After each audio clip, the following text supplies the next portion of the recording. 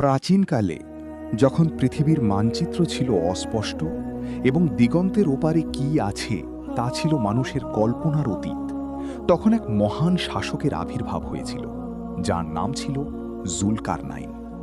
তার নামটির অর্থ ছিল দুই শিংওয়ালা বা দুই যুগের অধিকারী, যা তার বিশাল ক্ষমতা, জ্ঞান এবং দূরদৃষ্টির প্রতীক ছিল। আল্লাহ তাআলা তাকে এমন এক অতুলনীয় ক্ষমতা ও কর্তৃত্ব দান করেছিলেন যা তাকে পৃথিবীর এক প্রান্ত থেকে অন্য প্রান্তে বিচরণের সুযোগ করে দিয়েছিল। তার হাতে ছিল অসীম শক্তি, কিন্তু তার হৃদয় ছিল বিনয়, প্রজ্ঞা এবং আল্লাহর প্রতি অবিচল বিশ্বাসে পূর্ণ। তিনি ছিলেন এমন এক শাসক যিনি দুনিয়াবি ভোগবিলাস বা ব্যক্তিগত স্বার্থের ঊর্ধ্বে উঠে কেবল আল্লাহর নির্দেশ পালন এবং পৃথিবীতে ন্যায় বিচার প্রতিষ্ঠার জন্য তার ক্ষমতাকে ব্যবহার করতেন। তার প্রতিটি পদক্ষেপ ছিল মানবজাতির কল্যাণে নিবেদিত, প্রতিটি সিদ্ধান্ত ছিল সুবিচার ও প্রজ্ঞার মাপকাঠিতে পরিমাপকৃত। জুলকারনাইন ছিলেন এক ব্যতিক্রমী চরিত্র। তিনি শুধু একজন দিগ্বিজয়ী শাসকই ছিলেন না, বরং ছিলেন একজন দূরদর্শী নেতা যিনি জানতেন ক্ষমতার প্রকৃত অর্থ কী। তার সাম্রাজ্য বিস্তারের উদ্দেশ্য ছিল না কেবল ভূমি দখল, বরং ছিল অন্যায় ও অবিচার দূর করে শান্তি ও সমৃদ্ধি প্রতিষ্ঠা করা। তিনি বিশ্বাস করতেন ক্ষমতা আল্লাহর এক আমানত, যার সঠিক ব্যবহার কেবল তাঁরই সন্তুষ্টি অর্জন করতে পারে। তার এই বিশ্বাসই তাকে অনুপ্রাণিত করেছিল পৃথিবীর দুর্গম পথ পাড়ি দিতে, অজানা জাতিগোষ্ঠীর কাছে পৌঁছাতে এবং তাদের দুঃখ দুর্দশা লাঘব করতে। তার যাত্রা ছিল এক মহাযাত্রা, যা কেবল ভৌগোলিক সীমানা অতিক্রম করেনি, বরং মানবাত্মার গভীরতম প্রদেশে ন্যায় ও কল্যাণের বীজ বপন করেছিল। তার বাহিনীর পদধ্বনি যখন কোনো জনপদে শোনা যেত, তখন সেখানকার মানুষ ভয়ে কুঁকড়ে যেত না, বরং এক নতুন আশার আলো দেখতে পেত। কারণ তারা জানত জুলকারনাইন আসছেন তাদের মুক্তিদাতা হিসাবে, শোষক হিসাবে নয়। জুলকারনাইন তার মহাযাত্রার সূচনা করেছিলেন পশ্চিম দিকে। তার অদম্য বাহিনী নিয়ে তিনি পাড়ি দিয়েছিলেন মাইলের পর মাইল দুর্গম পথ, অতিক্রম করেছিলেন মরুভূমি আর পর্বতমালা। দিনের পর দিন, রাতের পর রাত তারা এগিয়ে চলেছিলেন এক অজানা গন্তব্যের দিকে, যেখানে সূর্যের শেষ রশ্মি পৃথিবীর বুকে বিলীন হয়। বাতাসের শোঁ শোঁ শব্দ আর ঘোড়ার খুরের আওয়াজ ছিল তাদের নিত্যসঙ্গী। অবশেষে এক দীর্ঘ ও ক্লান্তিকর যাত্রার পর তারা এমন এক স্থানে পৌঁছালেন যেখানে মনে হচ্ছিল সূর্য যেন এক কর্দমাক্ত জলাশয়ের গভীরে অস্ত যাচ্ছে। এটি ছিল একটি প্রতীকী বর্ণনা যা বোঝাত পৃথিবীর পশ্চিমতম প্রান্ত। সেই জলাশয়ের পানি ছিল কালো আর ঘন, আর তার চারপাশ ছিল এক রহস্যময় কুয়াশায় ঢাকা। সেই জলাশয়ের পাশে বসবাস করত এক জাতি। তারা ছিল সরল, কিন্তু তাদের মধ্যে ছিল একদল অত্যাচারী ও একদল সৎকর্মশীল মানুষ। জুলকারনাইন তার প্রজ্ঞা ও ন্যায়পরায়ণতা দিয়ে পরিস্থিতি অনুধাবন করলেন। তিনি তাদের সামনে দুটি পথ তুলে ধরলেন। হয় তারা আল্লাহর নির্দেশ মেনে ন্যায় ও ইনসাফের পথে চলবে, নয়তো তাদের ওপর নেমে আসবে কঠোর শাস্তি। তিনি তাদের নেতাদের ডেকে পাঠালেন এবং এক গম্ভীর কণ্ঠে তার বার্তা পৌঁছে দিলেন। তার কণ্ঠস্বর ছিল বজ্রের মতো দৃঢ়, কিন্তু তাতে ছিল এক অদ্ভুত করুণা। তিনি ঘোষণা করলেন, যারা সীমা লঙ্ঘন করবে এবং অন্যায় করবে তাদের আমি কঠোর শাস্তি দেব। তারপর তাদের প্রত্যাবর্তন হবে তাদের প্রতিপালকের কাছে, এবং তিনি তাদের আরও কঠিন শাস্তি দেবেন। আর যারা ঈমান আনবে ও সৎকর্ম করবে তাদের জন্য রয়েছে উত্তম পুরস্কার। আমি তাদের সহজ ও কল্যাণকর নির্দেশ দেব। তার এই ঘোষণায় সেই জনপদে এক অভূতপূর্ব আলোড়ন সৃষ্টি হল। অত্যাচারীরা ভয়ে কাঁপতে লাগল, কারণ তারা জানত জুলকারনাইনের ন্যায় বিচার থেকে পালানোর কোনো পথ নেই। অন্যদিকে সৎ কর্মশীলরা দীর্ঘদিনের বঞ্চনার পর এক নতুন আশার আলো দেখতে পেল। জুলকারনাইন তার ক্ষমতাকে ব্যক্তিগত প্রতিশোধ বা সাম্রাজ্য বিস্তারের জন্য ব্যবহার করেননি, বরং তিনি তা ব্যবহার করেছিলেন ন্যায় বিচার প্রতিষ্ঠা এবং দুর্বলদের রক্ষার জন্য। তিনি দেখিয়েছিলেন প্রকৃত ক্ষমতা হল আল্লাহর দেওয়া আমানত, যা কেবল তাঁরই সন্তুষ্টির জন্য ব্যবহৃত হওয়া উচিত। তিনি সেই জনপদে শান্তি ও শৃঙ্খলা ফিরিয়ে আনলেন এবং তাদের জীবনযাত্রায় এক নতুন দিগন্ত উন্মোচন করলেন। পশ্চিমের অভিযান সফলভাবে সম্পন্ন করার পর জুলকারনাইন তার দৃষ্টি ফেরালেন পূর্ব দিকে। তার পরবর্তী লক্ষ্য ছিল পৃথিবীর সেই প্রান্ত যেখানে সূর্য প্রথম তার আলো ছড়ায়। আবারও তার অদম্য বাহিনী নিয়ে তিনি যাত্রা শুরু করলেন, অতিক্রম করলেন অজানা ভূখণ্ড, দুর্গম পথ ও প্রতিকূল পরিবেশ। এই যাত্রা ছিল আরও দীর্ঘ ও কঠিন। প্রখর রোদে পুড়ে আর ধূলিঝড়ের সাথে লড়াই করে তারা এগিয়ে চললেন। তারা এমন এক স্থানে পৌঁছালেন যেখানে সূর্য উদিত হতো এমন এক জাতির ওপর যাদের জন্য সূর্য তাপ থেকে কোনো আড়াল ছিল না। তাদের ঘরবাড়ি, পোশাক পরিচ্ছদ বা জীবনযাপনের পদ্ধতি এমন ছিল যে তারা সূর্যের প্রখর তাপ থেকে নিজেদের রক্ষা করতে পারত না। সম্ভবত তারা ছিল এমন এক যাযাবর জাতি যারা খোলা আকাশের নিচে বসবাস করত এবং প্রাকৃতিক প্রতিকূলতার সাথে সংগ্রাম করে জীবন ধারণ করত। জুলকারনাইন তাদের অবস্থা দেখে ব্যথিত হলেন। তিনি দেখলেন এই সরল মানুষগুলো প্রকৃতির নির্মমতার শিকার। তাদের ত্বক ছিল রোদে পোড়া তামাটে আর তাদের চোখে ছিল এক ক্লান্তির ছাপ। জুলকারনাইন তার প্রজ্ঞা ও দূরদর্শিতা দিয়ে তাদের জন্য সাহায্যের হাত বাড়িয়ে দিলেন। তিনি কেবল তাদের খাদ্য বা বস্ত্র দিয়েই ক্ষান্ত হলেন না, বরং তাদের জীবনযাত্রার মান উন্নয়নে মনোনিবেশ করলেন। তিনি তাদের জন্য আশ্রয়স্থল নির্মাণে সহায়তা করলেন এবং সূর্যের প্রখর তাপ থেকে বাঁচার বৈজ্ঞানিক ও প্রাকৃতিক উপায় বাতলে দিলেন। তিনি তাদের নিরাপত্তা বিধান করলেন এবং প্রয়োজনীয় সাহায্য প্রদান করে তাদের জীবনকে সহজ করে তুললেন। এই অভিযানে জুলকারনাইন তার প্রজ্ঞা ও দূরদর্শিতার এক অনন্য পরিচয় দিলেন। তিনি কেবল সামরিক শক্তি প্রয়োগকারী শাসক ছিলেন না, বরং ছিলেন একজন জনদরদী নেতা যিনি মানুষের কষ্ট লাঘবে সচেষ্ট ছিলেন। তিনি বুঝিয়ে দিলেন যে ক্ষমতা কেবল শাসন করার জন্য নয়, বরং মানুষের সেবা করার জন্যও। তিনি সেই জাতির মধ্যে এক নতুন আশার আলো জ্বেলে দিলেন, তাদের জীবনকে আরও সহনীয় করে তুললেন এবং তাদের মধ্যে শান্তি ও সমৃদ্ধি নিয়ে এলেন। তার এই কাজ প্রমাণ করল যে একজন প্রকৃত শাসক কেবল নিজের সাম্রাজ্য বাড়ানোর কথা ভাবে না, বরং তার প্রজাদের কল্যাণ ও সুখের কথাও ভাবে। তিনি তাদের শিখিয়েছিলেন কিভাবে প্রকৃতির সাথে তাল মিলিয়ে চলতে হয় এবং কিভাবে প্রতিকূলতাকে জয় করতে হয়।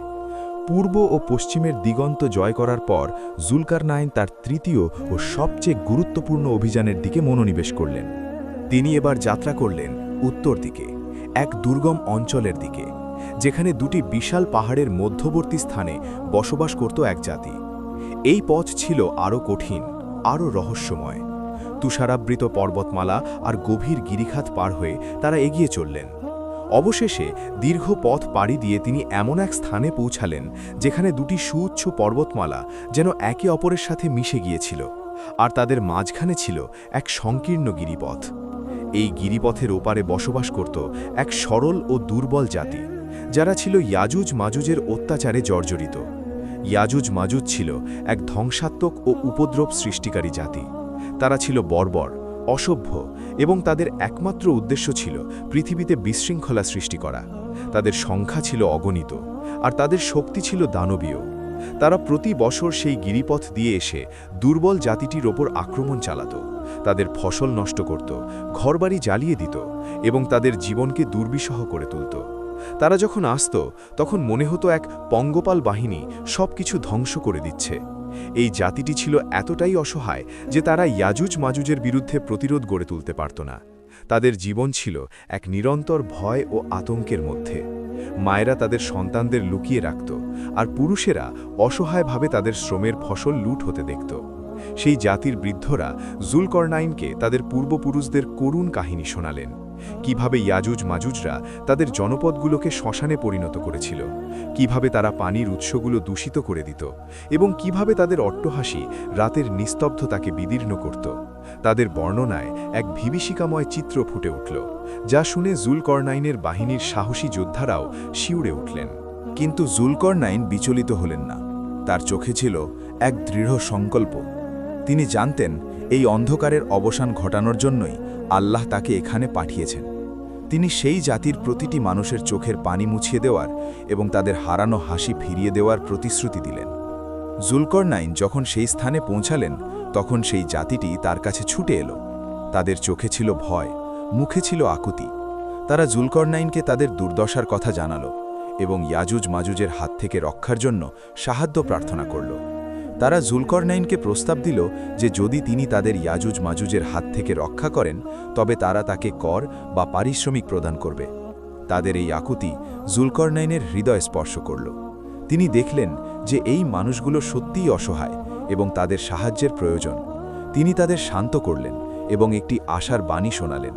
তিনি বুঝলেন যে এই সমস্যাটি কেবল একটি ছোট জাতির সমস্যা নয়, বরং এটি পৃথিবীর শান্তি ও শৃঙ্খলার জন্য এক বড় হুমকি। ইয়াজুজ মাজুজের উপদ্রব বন্ধ করা ছিল অত্যন্ত জরুরি। কিন্তু তিনি পারিশ্রমিক গ্রহণে অস্বীকার জানালেন। তিনি জানতেন যে তার এই ক্ষমতা আল্লাহর দান এবং এই ক্ষমতাকে তিনি কেবল আল্লাহর সন্তুষ্টির জন্যই ব্যবহার করবেন। জুলকরনাইন সেই দুর্বল জাতির প্রস্তাব প্রত্যাখ্যান করে বললেন, আমার প্রতিপালক আমাকে যে ক্ষমতা ও সম্পদ দিয়েছেন তা তোমাদের দেওয়া পারিশ্রমিকের চেয়েও অনেক উত্তম। আমি তোমাদের কাছ থেকে কোনো পারিশ্রমিক নেব না, তবে তোমরা যদি আমাকে শারীরিক শ্রম দিয়ে এবং প্রয়োজনীয় উপকরণ সরবরাহ করো, তাহলে আমি তোমাদের ও ইয়াজুজ মাজুজের মাঝে এক মজবুত প্রাচীর নির্মাণ করে দেব। তার এই নিঃস্বার্থ মনোভাব সেই জাতির মধ্যে এক নতুন উদ্দীপনা সৃষ্টি করল। তারা বুঝতে পারল যে তারা এক মহান নেতার সান্নিধ্য পেয়েছে। তার এই কথায় জাতিটি আশান্বিত হল। তারা সানন্দে তার শর্ত মেনে নিল এবং তাকে সর্বাত্মক সহযোগিতার আশ্বাস দিল। জুলকরনাইন তাদের কাছে লোহার খণ্ড, কাঠ এবং গলিত তামা চাইলেন। তিনি তাদের নির্দেশ দিলেন, তোমরা আমাকে লোহার বড় বড় খণ্ড এনে দাও। জাতিটি দ্রুততার সাথে লোহার খণ্ড সংগ্রহ করে আনল। তারা খনি থেকে লোহা উত্তোলন করল, পুরনো অস্ত্র গলিয়ে ফেলল এবং জুলকারনাইনের নির্দেশ মতো দুটি পাহাড়ের মধ্যবর্তী গিরিপথে স্তূপ করে রাখল। সেই স্তূপটি ধীরে ধীরে পাহাড়ের উচ্চতা স্পর্শ করল। এরপর জুলকারনাইন তাদের বললেন, এবার তোমরা আগুন জ্বালাও এবং এই লোহাগুলোকে উত্তপ্ত করো। জাতিটি বিশাল বিশাল হাপড় ব্যবহার করে আগুন জ্বালাতে শুরু করল। আগুনের লেলিহান শিখা আকাশে উঠে গেল আর লোহার খণ্ডগুলো ধীরে ধীরে লাল হতে শুরু করল। যখন লোহাগুলো আগুনে লাল হয়ে উত্তপ্ত হয়ে উঠল, তখন জুলকারনাইন তাদের নির্দেশ দিলেন, এবার আমাকে গলিত তামা এনে দাও, আমি তা এর ওপর ঢেলে দেব। জাতিটি গলিত তামা নিয়ে এলো এবং জুলকারনাইন সেই উত্তপ্ত লোহার স্তূপের ওপর গলিত তামা ঢেলে দিলেন। লোহা ও তামার সেই মিশ্রণ এক অভেদ্য ধাতব প্রাচীরে পরিণত হল। এই প্রক্রিয়াটি ছিল এক অসাধারণ প্রকৌশলগত কাজ। জুলকারনাইন তার জ্ঞান ও প্রজ্ঞা দিয়ে এমন এক পদ্ধতি অবলম্বন করলেন যা সেই সময়ে ছিল অকল্পনীয়। তিনি লোহা ও তামার মিশ্রণে এমন এক মজবুত প্রাচীর তৈরি করতে চেয়েছিলেন যা ইয়াজুজ মাজুজের ধ্বংসাত্মক শক্তিকে প্রতিহত করতে পারবে। জাতিটি জুলকারনাইনের নির্দেশ মেনে অক্লান্ত পরিশ্রম করল। তারা জানত যে এই প্রাচীর তাদের ভবিষ্যৎ জন্মের জন্য শান্তি ও নিরাপত্তা বয়ে আনবে। জুলকারনাইনের নেতৃত্বে সবাই মিলেমিশে কাজ করল এবং ধীরে ধীরে সেই গিরিপথে এক বিশাল ও অভেদ্য প্রাচীর গড়ে উঠতে শুরু করল। এই প্রাচীরটি ছিল কেবল একটি প্রতিরক্ষা ব্যবস্থা নয়, বরং এটি ছিল এক জাতির ঐক্য ও সংকল্পের প্রতীক। জুলকারনাইনের নির্দেশনা এবং সেই জাতির অক্লান্ত পরিশ্রমে দুটি পাহাড়ের মধ্যবর্তী স্থানে এক বিশাল ও অভেদ্য প্রাচীর নির্মিত হল। এই প্রাচীর ছিল এতই সুউচ্চ এবং মজবুত যে ইয়াজুজ মাজুজের পক্ষে তা অতিক্রম করা বা ভেদ করা অসম্ভব ছিল। লোহা ও তামার মিশ্রণে তৈরি এই প্রাচীর ছিল এক অসাধারণ স্থাপত্যকর্ম, যা সেই সময়ের প্রকৌশলগত জ্ঞানের এক উজ্জ্বল দৃষ্টান্ত। এটি কেবল একটি ভৌত প্রাচীর ছিল না, বরং ছিল দুর্বলদের জন্য নিরাপত্তা এবং অত্যাচারীদের জন্য প্রতিরোধের এক প্রতীক। প্রাচীরটি যখন সম্পন্ন হলো, তখন তার উজ্জ্বলতা সূর্যের আলোতে ঝলমল করছিল, যেন এক বিশাল ধাতব আয়না। প্রাচীর নির্মাণ সম্পন্ন হওয়ার পর জুলকারনাইন আল্লাহর শুকরিয়া আদায় করলেন। তিনি বিনয়ের সাথে বললেন, এটা আমার প্রতিপালকের অনুগ্রহ। যখন আমার প্রতিপালকের প্রতিশ্রুতি পূর্ণ হবে, তখন তিনি এটাকে চূর্ণ বিচূর্ণ করে দেবেন। আর আমার প্রতিপালকের প্রতিশ্রুতি সত্য। তার এই কথাগুলো তার গভীর বিশ্বাস এবং বিনয়ের পরিচয় বহন করে। তিনি এই সাফল্যের জন্য নিজের ক্ষমতা বা জ্ঞানকে কৃতিত্ব দেননি, বরং এটিকে সম্পূর্ণরূপে আল্লাহর দান হিসেবে স্বীকার করেছেন। তিনি জানতেন যে এই প্রাচীর চিরস্থায়ী নয় এবং কিয়ামতের পূর্বে আল্লাহর ইচ্ছায় এটি ভেঙে যাবে এবং ইয়াজুজ মাজুজ পুনরায় পৃথিবীতে ছড়িয়ে পড়বে। কিন্তু ততক্ষণ পর্যন্ত এটি মানবজাতিকে এক ভয়াবহ বিপদ থেকে রক্ষা করবে। এই প্রাচীর নির্মাণের মাধ্যমে জুলকারনাইন কেবল একটি জাতিকে ইয়াজুজ মাজুজের উপদ্রব থেকে রক্ষা করেননি, বরং তিনি মানবজাতির জন্য এক গুরুত্বপূর্ণ শিক্ষা রেখে গেছেন। তিনি দেখিয়েছেন যে ক্ষমতা যখন ন্যায় ও কল্যাণের পথে ব্যবহৃত হয়, তখন তা কত বড় পরিবর্তন আনতে পারে। এই প্রাচীর ছিল শান্তি, নিরাপত্তা এবং আল্লাহর প্রতি অবিচল বিশ্বাসের এক মূর্ত প্রতীক। এটি ইয়াজুজ মাজুজের ধ্বংসাত্মক শক্তিকে দীর্ঘ সময়ের জন্য আটকে রেখেছিল এবং দুর্বল জাতিটিকে একটি শান্তিপূর্ণ জীবনযাপনের সুযোগ করে দিয়েছিল। মানুষ এখন আর ভয়ে রাতে জেগে থাকে না, তারা এখন তাদের সন্তানদের নিয়ে নির্ভয়ে স্বপ্ন দেখতে পারে। জুলকারনাইনের গল্প মানব জাতির জন্য এক চিরন্তন শিক্ষার বার্তা বহন করে। তার জীবন ছিল ক্ষমতার সঠিক ব্যবহার, ন্যায় বিচার প্রতিষ্ঠা, আল্লাহর প্রতি কৃতজ্ঞতা এবং বিনয়ের এক উজ্জ্বল দৃষ্টান্ত। তিনি দেখিয়েছেন যে একজন প্রকৃত শাসক কিভাবে তার ক্ষমতাকে ব্যক্তিগত স্বার্থের ঊর্ধ্বে উঠে মানবজাতির কল্যাণে ব্যবহার করতে পারেন। তার প্রতিটি অভিযান, প্রতিটি সিদ্ধান্ত ছিল প্রজ্ঞা, দূরদর্শিতা এবং আল্লাহর নির্দেশ পালনের এক অনন্য উদাহরণ। তিনি আমাদের শিখিয়েছেন যে প্রকৃত বীরত্ব কেবল যুদ্ধ জয় নয়, বরং মানুষের হৃদয় জয় এবং তাদের দুঃখ মোচনে। তার উত্তরাধিকার কেবল একটি বিশাল সাম্রাজ্য বা নির্মিত প্রাচীরের মধ্যে সীমাবদ্ধ ছিল না, বরং তা ছিল মানবজাতির জন্য এক নৈতিক ও আধ্যাত্মিক পথ নির্দেশ। জুলকারনাইন আমাদের শিখিয়েছেন যে দুনিয়াবি ক্ষমতা ও সম্পদ ক্ষণস্থায়ী, কিন্তু আল্লাহর পথে করা কাজ এবং মানবজাতির কল্যাণে নিবেদিত প্রচেষ্টা চিরস্থায়ী। তার গল্প আমাদের মনে করিয়ে দেয় যে আমরা প্রত্যেকেই আমাদের নিজ নিজ ক্ষেত্রে কিছু না কিছু ক্ষমতার অধিকারী, এবং এই ক্ষমতাকে কিভাবে আমরা ন্যায় ও কল্যাণের পথে ব্যবহার করব তা আমাদেরই সিদ্ধান্ত। আমাদের ক্ষমতা হতে পারে জ্ঞান, সম্পদ বা সামাজিক অবস্থান, সবই আল্লাহর আমানত। এই গল্পটি পাঠকদের জন্য এক গভীর চিন্তার খোরাক যোগায়। আমরা কিভাবে আমাদের ক্ষমতা, মেধা এবং সম্পদকে সমাজের উন্নতি, দুর্বলদের সাহায্য এবং ন্যায় বিচার প্রতিষ্ঠায় ব্যবহার করতে পারি। জুলকারনাইনের জীবন আমাদের অনুপ্রাণিত করে বিনয়ী হতে। জুলকারনাইন আমাদের শিখিয়েছেন যে ক্ষমতা যখন আল্লাহর প্রতি আনুগত্যের সাথে যুক্ত হয়, তখন তা অসাধ্য সাধন করতে পারে। তার জীবন থেকে আমরা শিখি যে প্রতিকূলতা যত বড়ই হোক না কেন, যদি আমাদের উদ্দেশ্য সৎ হয় এবং আল্লাহর উপর আমাদের ভরসা থাকে, তবে আমরা যে কোনো প্রাচীর নির্মাণ করতে পারি, হোক তা লোহার প্রাচীর কিংবা হৃদয়ের ভালোবাসার প্রাচীর। তার এই অমর কাহিনী যুগ যুগ ধরে মানুষকে অনুপ্রাণিত করবে এবং ন্যায় ও সত্যের পথে চলার শক্তি যোগাবে। জুলকারনাইনের বিদায়ের পর অনেক শতাব্দী পেরিয়ে গেছে, পৃথিবী বদলেছে, মানচিত্র বদলেছে, কিন্তু তার সেই প্রাচীরের রহস্য আজও মানুষকে ভাবিয়ে তোলে। সেই প্রাচীরটি কোথায়? ইয়াজুজ মাজুজ এখন কোথায়? এই প্রশ্নগুলোর উত্তর হয়তো সময়ের গর্ভে লুকানো, কিন্তু জুলকারনাইনের শিক্ষার প্রাসঙ্গিকতা আজও ফুরিয়ে যায়নি। আজকের পৃথিবীতে যখন ক্ষমতার অপব্যবহার, অন্যায় আর অবিচার চারদিকে ছড়িয়ে পড়েছে, তখন জুলকারনাইনের মতো একজন শাসকের আদর্শ আমাদের সবচেয়ে বেশি প্রয়োজন। তার সেই বিনয়ী উক্তি, এটা আমার প্রতিপালকের অনুগ্রহ, আমাদের শেখায় যে আমরা যা কিছু অর্জন করি না কেন, তার প্রকৃত মালিক আল্লাহ। এই উপলব্ধি আমাদের অহংকার থেকে মুক্ত রাখতে পারে এবং আমাদের ক্ষমতার সঠিক ব্যবহারে উদ্বুদ্ধ করতে পারে। পরিশেষে জুলকারনাইনের এই ইসলামিক গল্পটি আমাদের মনে করিয়ে দেয় যে আমাদের জীবনের প্রতিটি কাজই আল্লাহর কাছে হিসাবযোগ্য। আমরা যদি আমাদের ক্ষমতাকে মানুষের কল্যাণে ব্যবহার করি, তবে আমরা দুনিয়া ও আখিরাত উভয় জগতেই সফল হব। জুলকারনাইনের সেই প্রাচীর হয়তো একদিন ভেঙে পড়বে, কিন্তু তার রেখে যাওয়া আদর্শের প্রাচীর আমাদের রক্ষা করবে শয়তানের প্ররোচনা আর অন্যায়ের হাত থেকে। এই ধ্রুব সত্যটি আমাদের মনে করিয়ে দেয় যে দুনিয়ার সব কিছুই নশ্বর, কেবল আল্লাহর সত্তা আর তার সন্তুষ্টির জন্য করা কাজগুলোই অবিনশ্বর।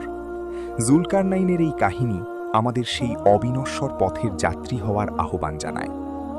এইভাবে জুলকারনাইনের কাহিনী শেষ হয়, কিন্তু তার আদর্শের জ্যোতি চিরকাল মানবজাতির পথ প্রদর্শক হয়ে থাকবে। তার ক্ষমতার সঠিক ব্যবহার এবং ইয়াজুজ মাজুজের প্রাচীর নির্মাণের এই গল্পটি আমাদের হৃদয়ে এক গভীর ছাপ রেখে যায়, যা আমাদের প্রতিনিয়ত ভালো মানুষ হওয়ার এবং ন্যায়ের পথে চলার প্রেরণা যোগায়। জুলকারনাইনের মতো আমরাও যেন আমাদের জীবনের প্রতিটি ক্ষেত্রে আল্লাহর সন্তুষ্টি অর্জন করতে পারি এবং আমাদের ক্ষমতাকে মানুষের কল্যাণে উৎসর্গ করতে পারি। এটাই হোক আমাদের জীবনের মূল লক্ষ্য। এই গল্পের মাধ্যমে আমরা জুলকারনাইনের জীবনের এক বিশাল ক্যানভাস দেখতে পাই, যেখানে ক্ষমতা, প্রজ্ঞা, বিনয় এবং আল্লাহর প্রতি আনুগত্যের এক অপূর্ব সংমিশ্রণ ঘটেছে। তার এই কাহিনী আমাদের শেখায় যে প্রকৃত ক্ষমতা কেবল শাসন করার মধ্যে নয়, বরং মানুষের সেবা করার এবং পৃথিবীতে আল্লাহর বিধান প্রতিষ্ঠার মধ্যে নিহিত। জুলকারনাইনের সেই প্রাচীর আজও আমাদের মনে করিয়ে দেয় যে অন্যায়ের বিরুদ্ধে রুখে দাঁড়ানো এবং দুর্বলদের রক্ষা করা আমাদের নৈতিক দায়িত্ব। তার এই অমর কাহিনী যুগ যুগ ধরে মানুষকে অনুপ্রাণিত করবে এবং ন্যায় ও সত্যের পথে চলার শক্তি যোগাবে। জুলকারনাইনের মহাযাত্রা শেষ হয়েছে, কিন্তু তার আদর্শের মশাল আজও জ্বলছে।